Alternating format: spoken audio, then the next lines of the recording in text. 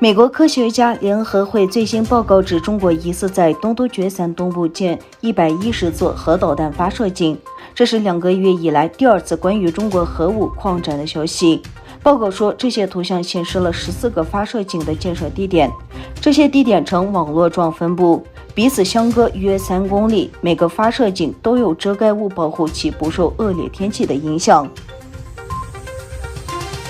中国外长王毅在天津会见阿富汗塔利班代表团成员。据南华早报报道，7月28日，国务委员兼外长王毅在天津会见来华访问的阿富汗塔利班政治委员会负责人巴拉达尔一行，阿塔宗教委员会和宣传委员会负责人同行。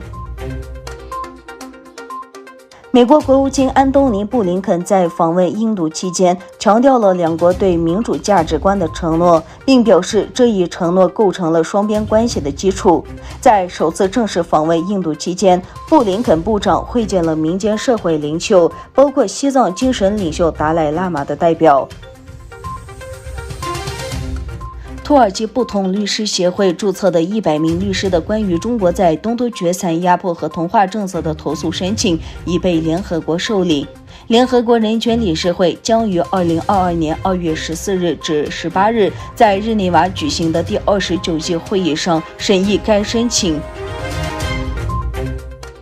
美疾控中心再次建议在室内戴口罩，包括某些接种了疫苗的人。美国疾病控制与预防中心周二建议，鉴于具有高度传染性的德尔塔新冠变异中毒，在美国某些地区已经接种疫苗的人应恢复在室内戴口罩。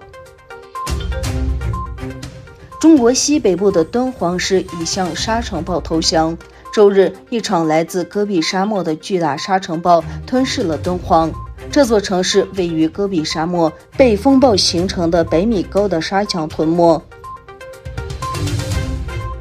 2020东京奥运会男篮小组赛，美国男篮120-66大胜伊朗。美国队从比赛一开始就感受到了自己对对手的优势，取得了小组赛的首场胜利。